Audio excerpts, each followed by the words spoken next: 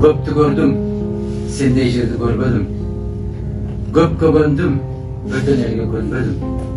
Комузумдун күйүүсүн күндө сагынып, кайтып сага ата журтум жөнөдүм. Шаркыраган суунун үнүн сагындым, шаңшып учкан бүркүт сымал талпындым. Шаңкылдаган күлкүсүнө элимдим, шамалга да ала кеттеп жалындым. Ушул кыргыз жерим, сенден такыр чыкпайын, кыргыз элим сенден карыш жылбайын. Кандай жашап, кандай өмүр сүрсөң да, кандай иштеримде жумуш кылбайын. Бул өзүң берилген ант экен да, бул.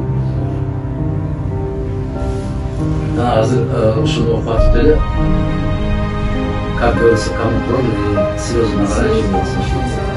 2 күн болду көрбөй калдым.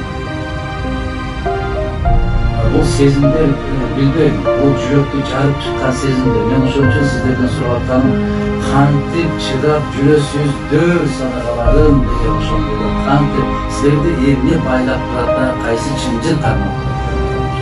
Мен ошол шамал, ушу Кыргызстан тарапка шамал уруп баштаганда айттым да, шамалга мен ала кет деп жалынам да. Бул усал, бул сагыныч, бул чыдам жетпей. Ошол шаңкылдаган күлкүсүнө элимдим, шамалга да ала кет деп жалындым. Ошол күлкүнү унутпай калдым да. Анан айтып атпайсың, курсак ачка, анан мынасы ачка, тегизи жок анысы. Жок, көкүрөгүң ток болсо, анан жегенин аш болот.